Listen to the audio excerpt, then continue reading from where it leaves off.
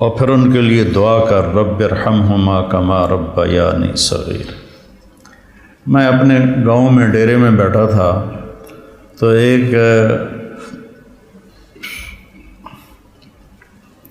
شخص میرے پاس ہے اپنے بیٹے کو لے کر، رحم دین اس کا نام تھا، فوت ہو گیا۔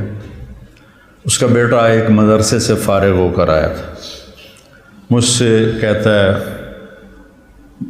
میاں صاحب، ہمیں وہاں میاں صاحب کہتے ہیں، میاں صاحب اے میرا پتر پڑھ آتا ہے پر کڑیا کوئی نہیں، ایک ان پڑھ آدمی کا تجزیہ، اے میرا پتر پڑھ آتا ہے پر کڑیا کوئی نہیں۔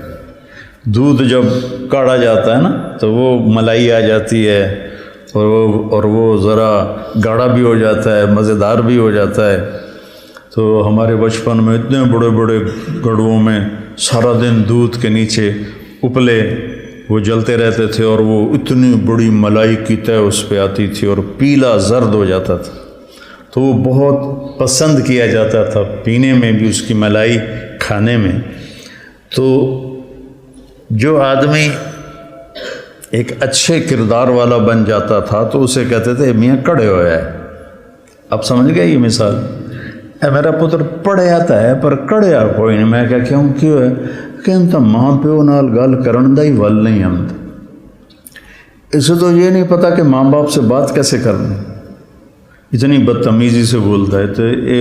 تو مٹی تے سو پڑھ کے آیا ہے، تو میں تم سے یہ نہیں چاہتا ہوں کہ تم جاؤ تو تمہارے ماں باپ کہیں پڑھ آتا ہے پتر پر کڑیا کوئی نہیں۔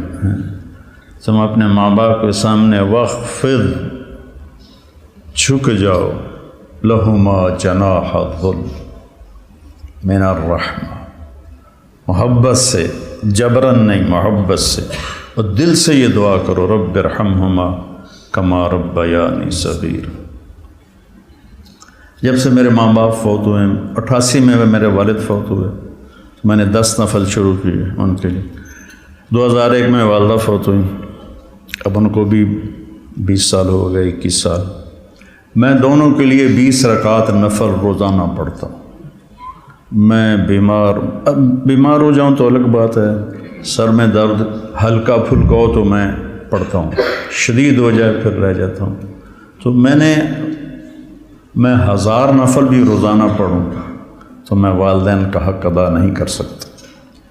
ایک شخص آیا، حضرت عبید اللہ بن عمیر تابعین میں سے ہیں، کہ جی میں نے خراسان سے اپنی ماں کو کندھے پہ بٹھایا اور مکے تک لا کے سارا حج اس کو اپنی کمر پہ بٹھا کے کروایا، میں نے ماں کا حق ادا کر دیا۔ تو انہوں نے کہا ولا طلقۃ واحدہ، ایک طلقہ کا بھی حق ادا نہیں۔ طلقہ کسے کہتے ہیں کہ جب بچہ پیدا ہونے لگتا ہے تو ماں کو دردیں، کوئی لہریں اٹھتی ہیں، وہ ایک لہر آتی، اس کی چیخیں نکال دیتی، پھر وہ لہر تھم جاتی، پھر دوبارہ اٹھتی ہے تو پھر اس کی چیخیں نکلتی ہیں، پھر وہ تھم جاتی۔ ایسے گھنٹوں وہ لہریں چلتی ہیں اور وہ جو ماں ہوتی ہے وہ تڑپ تڑپ کے کہیں جاتی ہے۔ تو وہ جو بے شمار دردوں کی لہریں اٹھتی ہیں، تو انہوں نے فرمایا ابھی ایک درد کی لہر کا حق بھی ادا نہیں ہوا، ولا طلقۃ واحدہ، بھی ایک کا حق بھی ادا نہیں ہوگا۔ ایک شخص نے اپنی ماں کو حج کرایا پیدل، اور طواف میں تھا تو عبداللہ بن عمر نظر آ گئے، تو طواف سے فارغ ہو کر کہنے لگا جی میں نے ماں کو پیدل حج کرایا ہے، وہ کافی لمبا سفر ہے اور وہ سب پہاڑ تھے، نہ سرنگیں تھیں نہ راستے تھے، پہاڑ تھے۔ تو میں نے ماں کا حق ادا کیا، تو ان کا ولا زفرۃ واحدہ، کہ تیری ماں تجھے اٹھاتے ہوئے تھک تھک کے جو لمبے سانس لیتی تھی، یہ زفرہ ہے، کبھی ایک سانس کا بھی حق ادا نہیں۔ حضرت عمر کے پاس ایک شخص آیا، جی جیسے میری ماں نے میرے کپڑے دھوئے میں دھوتا ہوں، میرے پخانے دھوئے پخانے دھوتا ہوں، پیشاب دھوئے پیشاب دھوتا ہوں، مجھے کھانے کھلائے میں کھانے کھلاتا ہوں، میں نے ماں کا حق ادا کر دیا۔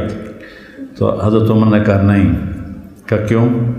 کہ وہ جب تجھے پالتی تھی نا، تیرے پیشاب پخانے دھوتی تھی، تیری زندگی کے لیے دعا کرتی تھی، اور تو جب اس کے لیے یہ مشقت اٹھاتا ہے تو کہتا ہے یا اللہ جلدی بولا، اللہ تھک گیا، تو نے ماں کا حق ادا نہیں کیا۔ تو کہنا میرے نبی نے تمنا کی، میری ماں مجھے پکارتی تو میں نماز کے اندر کہتا لبیک۔ تو بچوں، آپ ابھی بچے آپ کے ماشاءاللہ والدین زندہ ہوں گے انشاءاللہ، اللہ خیر کرے، کسی کا فوت بھی ہو جاتا ہے تو اللہ کی تقدیر ہے۔ تو یہ میرے رب کا ایک اس کو اتنا دہرایا اللہ نے، پورے قرآن میں دہرایا ہے، پورے قرآن میں دہرایا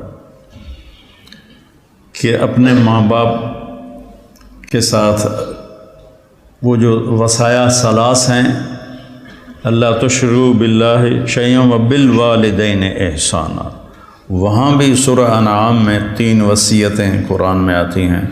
تو پہلا ہے شرک نہ کرو، اور پھر بالوالدین احسان، والدین کے ساتھ احسان کرو۔ احسان ہوتا ہے کسی کام کو سب سے اعلیٰ درجے پر کرنا، اس کا نام احسان ہے۔ هل جزاء الاحسان الا الاحسان، تو اللہ پر کوئی احسان تو نہیں چڑھایا ہم نے۔ هل جزاء الاحسان کہ تم نے میری اطاعت کو بہت اعلیٰ درجے پہ پورا کیا، تو اب میری طرف سے تمہارے اوپر بھی بہت اعلیٰ درجے کا صلہ آئے گا، اور وہ جنت ہے۔ ابن القیم نے روایت نقل کی کہ ایک آدمی ایسے بیٹھا ہوگا تو ایک منظر، صرف ایک منظر کو دیکھنے میں اسے سالہ سال گزر جائیں۔ 70 سال کا مطلب ہوتا ہے بہت زیادہ، وَإِن تَسْتَغْفِرْ لَهُمْ 70 مَرَّةً، پتہ نہیں کتنے سال وہ ایسے بیٹھا اس میں گم مزہ لیتا رہے گا، مزہ لیتا رہے گا، مزہ لیتا رہے گا۔ یہ تو تھوڑی دیر کے بعد ہماری طبیعت بھر جاتی ہے، بس یار بس۔ پہلی دفعہ میں گیا کینیڈا تو میں نے خود کہا نیاگرا فال جانا ہے، دنیا کی سب سے بڑی جو آبشار ہے وہ نیاگرا ہے، عجب اللہ کی قدرت ہے، دیکھ کے حیرانی ہوتی۔ تو ہم شوق سے گئے۔ دوسری دفعہ کینیڈا گیا تو میں نے نہیں کہا، مقامی لوگوں نے کہا نیاگرا چلے، میں نے کہا چلو، چلے گئے۔ تیسری دفعہ میں کینیڈا گیا تو انہوں نے کہا جی نیاگرا چلے، میں کہا ویکھ لیا، بس کرو ہن کی ویکھنا، ٹھیک، دل بھر گیا۔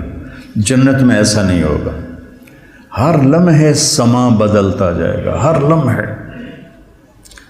هل جزاء الاحسان الا الاحسان، تو لہٰذا اس میں گم ہو کے مست ہو جائے تو اللہ کہیں کہ میرا بندہ ایک ہی چیز میں گم ہو گیا، اسے کوئی اور مزہ کراؤ، اسے کوئی اور مزہ کراؤ، تو ایک دم اس کے کندھے پہ ہاتھ لگے گا ایسے، جو یوں مڑ کے دیکھے گا تو ایک لڑکی ہوگی اس کو دیکھتے پورا یوں مڑ جائے گا، وہ کہے گی امالک فینا من رغبت، آپ کو ہماری کوئی ضرورت ہے؟ آدھا میں قربان جاواں، ضرورت تو بڑی ہے۔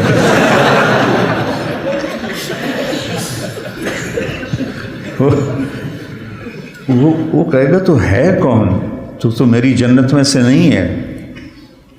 تو وہ کہے گی انا من اللواتی قال اللہ تعالی ولدینا مزید، میں ان میں سے ہوں جن کے بارے میں تیرے رب نے کہا ہے صرف ایک دفعہ دینے کے بعد بس نہیں کروں گا، ولدینا مزید، دیتا ہی جاؤں گا، دیتا ہی جاؤں گا، دیتا ہی جاؤں گا۔ هل جزاء الاحسان الا الاحسان، تو وبالوالدین احسان کہا ہے، خدمت نہیں کہا، اچھا سلوک نہیں کہا، سب سے اعلیٰ درجے کا جو سلوک تم کر سکتے ہو کرو۔ میرے والد تبلیغ کے مجھے گھر سے نکالا تو قائل کیسے ہوئے؟